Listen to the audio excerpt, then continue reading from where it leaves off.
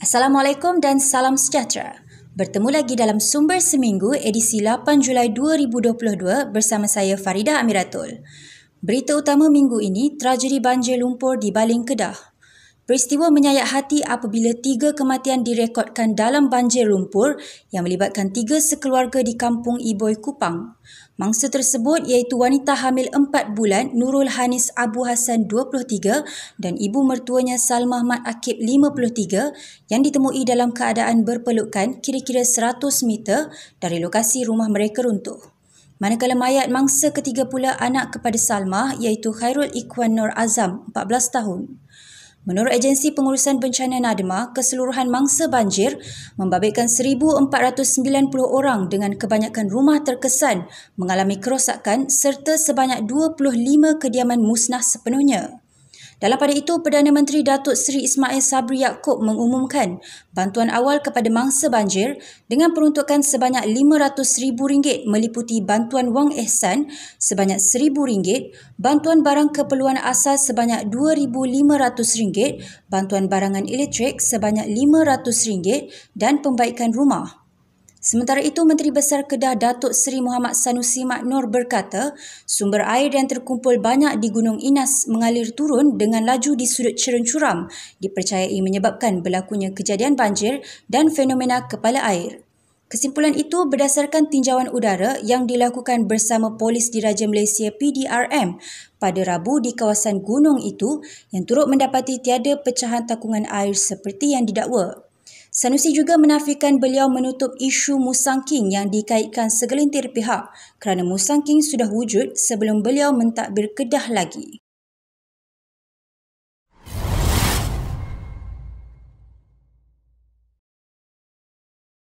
Kita ikuti berita seterusnya. Selain banjir, kita juga dikejutkan dengan peristiwa seorang lelaki membunuh dan mengelar isteri dan anak lelakinya berusia 2 bulan di Kampung Bakar Batu, Johor Bahru. Kejadian berlaku pada jam 12.30 hari dan polis berjaya menahan suspek yang sedang menunggang motosikal dalam keadaan bogel di Permas Jaya. Polis turut merampas sebilah pisau pemotong daging dan sebuah motosikal berwarna merah. Ketua Polis Daerah Johor Bahru Selatan Asisten Komisioner Raub Selamat berkata, suspek berusia 24 tahun yang bekerja sebagai pencuci kapal itu juga tiada rekod jenayah lampau dan akan dirujuk ke Hospital Permai untuk ujian kesihatan mental. Sementara itu, bapa mertua suspek Rosman Ahmad berkata, menantunya orang baik malahan tidak pernah mendengar mereka suami isteri mempunyai masalah. Malahan beliau memaklumkan suspek dan mangsa dijadualkan bersanding dalam majlis resepsi pada 24 Julai ini. Pasangan itu juga sudah mencuba baju pengantin yang akan dipakai nanti. Dalam pada itu, kedua-dua jenazah Hajar Nur Syahirin Rosman 26 dan bayi lelakinya Hans Muhammad Takif selamat dikebumikan dalam satu liang lahat di Tanah Perkuburan Islam Kampung Bakar Batu pada Selasa. Suspek disiasat mengikut Seksyen 302 Kanun Keseksaan ditahan reman sehingga Isnin.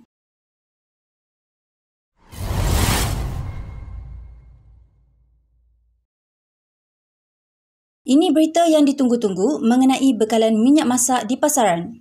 Pasukan khas Jihad Tangani Inflasi mengarahkan agensi-agensi yang berkaitan untuk mengkaji mekanisme bagi menurunkan harga runcit minyak masak di pasaran susulan penurunan harga minyak sawit global. Pengurusinya Tan Sri Anwar Musa berkata, agensi terbabit termasuk Lembaga Minyak Sawit Malaysia MPOB diarah untuk mengadakan sesi libat urus dengan 22 pengeluar minyak yang sedang beroperasi untuk meninjau mekanisme bagi tujuan itu. Menurutnya adalah tidak adil harga minyak dinaikkan atas alasan harga minyak yang naik tinggi baru-baru ini, tetapi apabila harga minyak turun, harga runcit minyak tidak diturunkan. Anwar yang juga Menteri Komunikasi dan Multimedia berkata, pasukan khas itu akan memantau harga sebenar minyak sawit dalam masa terdekat dan apabila kadar itu turun lebih rendah daripada nilai ambang berkenaan, pengilang dan peruncit harus memberi komitmen menurunkan harga minyak yang dijual. Semua syarat-syarat yang dikenakan Kementerian Perdagangan Dalam Negeri dan Hal Ehwal Pengguna KPDN HEP perlu dipatuhi bagi mengelak berlakunya ketirisan bekalan minyak masak. Katanya pihak berkuasa telah membuat rampasan minyak masak bernilai 1.5 juta ringgit melibatkan 61 kes dalam tempoh 6 bulan pertama tahun ini. Susulan itu, beliau berkata kerajaan akan terus memperhebatkan operasi bersepadu bagi membanteras ketirisan minyak masak dan mengelak ia daripada diseludup ke negara asing, termasuk pemantauan sempadan negara oleh Angkatan Tentera Malaysia ATM dan Pasukan Gerakan UMP PGA.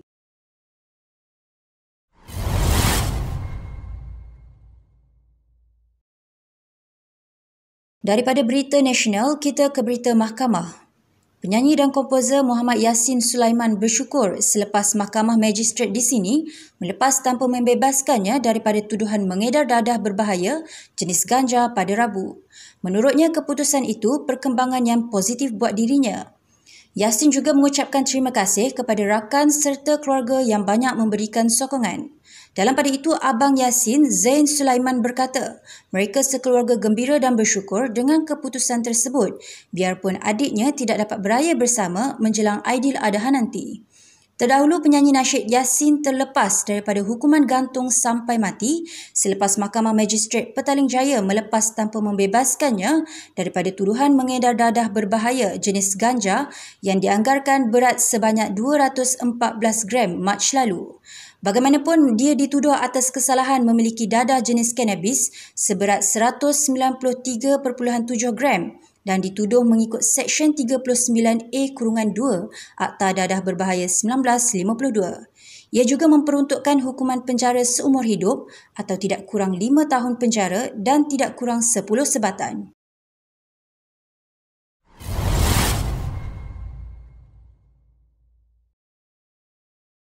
Berita mahkamah seterusnya. Prosiding soal balas peguam Tan Sri Muhammad Syafiee Abdullah terhadap bekas Ketua Pegawai Eksekutif CEO One Malaysia Development Berhad 1MDB Arul Kanda Kandasamy dalam kes pindaan laporan akhir pengauditan syarikat pelaburan strategik negara itu ditangguhkan kepada 12 Ogos ini. Prosiding berkenaan ditangguhkan kerana Muhammad Syafiee yang mewakili Datuk Seri Najib Razak sakit tekak laryngitis.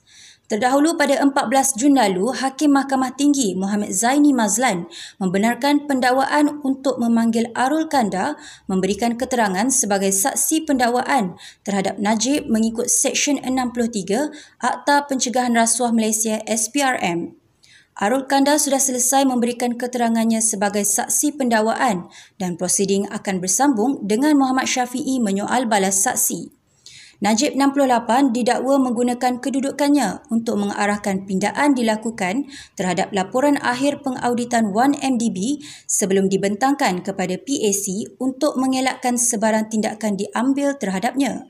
Arul Kanda 45 pula didakwa bersubahat dengan Najib dalam membuat pindaan berkenaan bagi melindungi ahli parlimen pekan itu daripada tindakan tata tertib, sivil atau jenayah berkaitan 1MDB.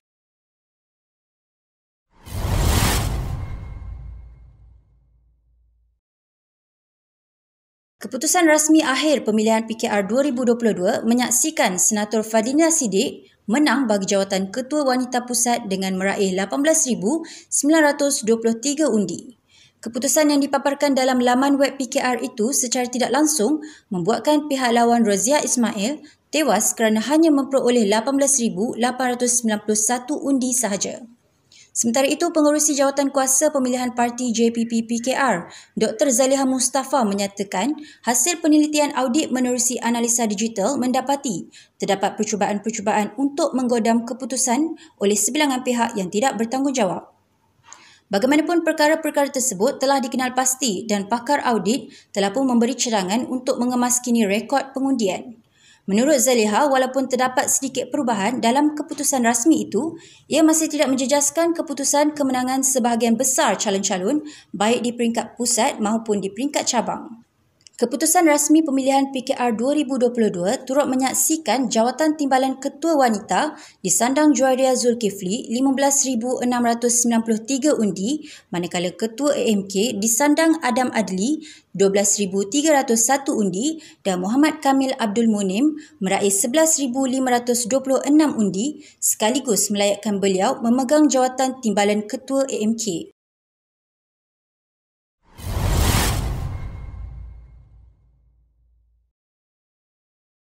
Presiden Bersatu Tan Sri Muhyiddin Yassin berkata, Pertemuannya dengan Perdana Menteri Datuk Seri Ismail Sabri Yaakob membincangkan lantikan jawatan baharu termasuk jawatan Timbalan Perdana Menteri. Katanya beberapa perkara penting dibangkitkan dalam pertemuan tersebut berlandaskan kandungan perjanjian antara Perikatan Nasional PN dan Perdana Menteri.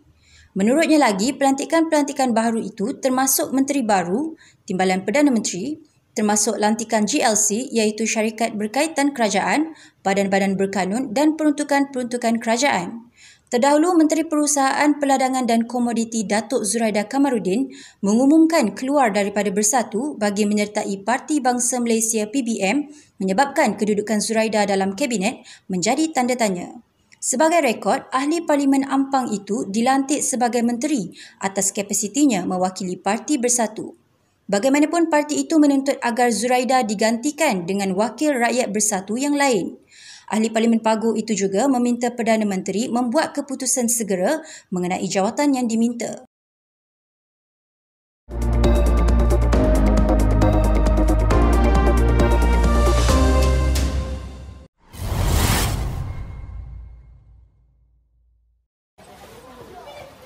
Global minggu ini dimulakan dengan berita bencana alam yang melanda ribuan penduduk di Sydney yang diarah berpindah selepas paras air sungai mula melimpah sehingga membajiri kawasan tanah serta empangan terbesar di bandar itu.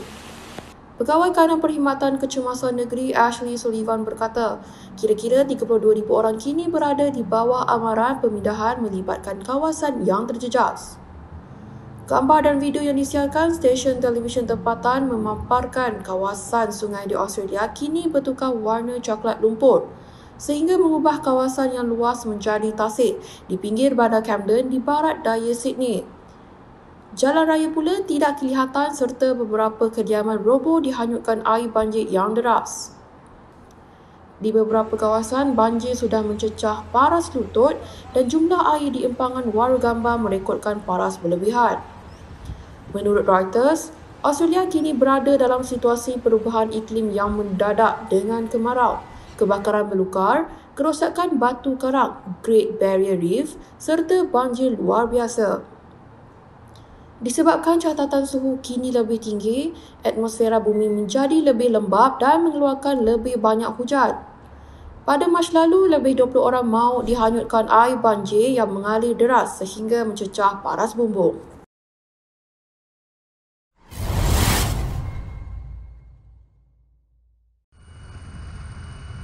Sekurang-kurangnya 12 mayat ditemukan berikutan insiden kapal karam di Laut Cina Selatan sehingga menyebabkan puluhan kru hilang, kata pihak berkuasa China pada Isnin lalu.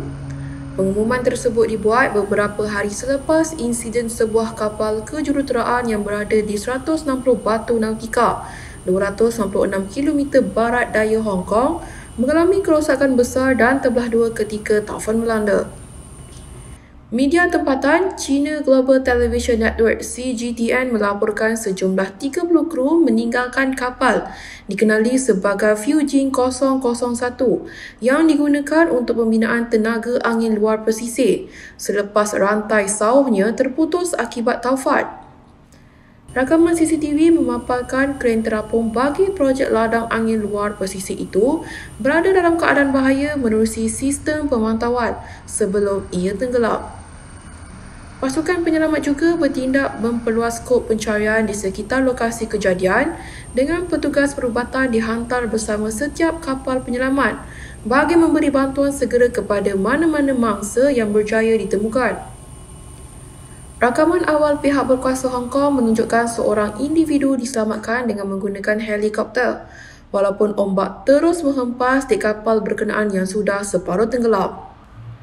Menurut kerajaan Hong Kong, dalam satu kenyataan, 3 mangsa yang terselamat memaklumkan bahawa kru lain berkemungkinan sudah dihanyutkan ombak sebelum helikopter pertama tiba. Taufan cabar terbentuk di bahagian tengah Laut Cina Selatan sebelum membadai wilayah Guangdong di selatan China pada Ahad. Pasukan penyelamat di Hong Kong dimaklumkan mengenai insiden itu pada jam 7.25 pagi sebelum menemui kapal terbabit berhampiran pusat cabar sewaktu keadaan cuaca buruk beserta angin kencang yang menjadikan operasi menyelamatkan mangsa lebih sukar dan berbahaya.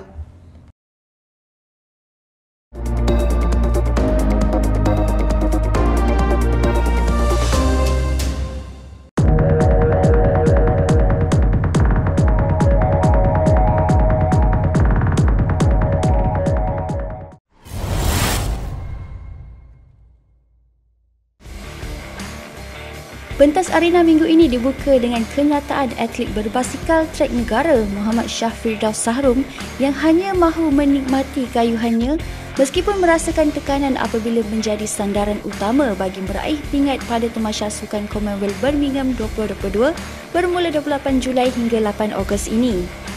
Pelumba berusia 25 tahun itu menyatakan tumpuannya kini hanya mahu beraksi dengan baik. Malah, pengalamannya pada penampilan sulung pada tamasya itu di Gold Coast, Australia 4 tahun lalu turut mematangkan beliau dalam mengawal situasi bagi mengelak perkara yang boleh menjejaskan peluangnya menaiki podium di Birmingham.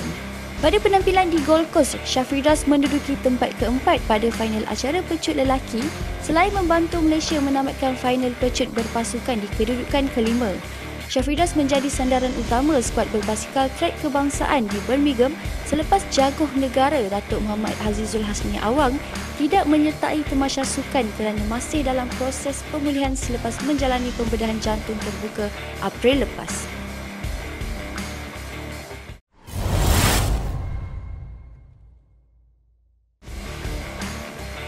Kita beralih kepada berita sukan di luar negara. Hampir 1.8 juta tiket telah dijual untuk Piala Dunia 2022 yang akan berlangsung di Qatar mulai 21 November ini. Jurucakap Persekutuan Bola Sepak Antarabangsa FIFA mengesahkan secara keseluruhan dalam semua fasa jualan 23,573 tiket diperuntukkan kepada peminat yang berpangkalan di India. Perkara itu berikutan India dijangka menghantar kontingen terbesar memandangkan secara geografi rakyat negara itu hanya memerlukan penerbangan 3 hingga 4 jam untuk ke Doha. Selain tuan rumah Qatar, 10 negara teratas dalam penjualan tiket berdasarkan negara kediaman mereka ialah Kanada, England, Perancis, Jerman, India, Arab Saudi, Sepanyol, Emirat Arab Bersatu dan Amerika Syarikat. Untuk rekod, ketika Piala Dunia 2018 di Rusia, 17,962 tiket diperuntukkan kepada peminat India menjadikan negara itu antara 20 teratas dalam senarai pembelian tiket.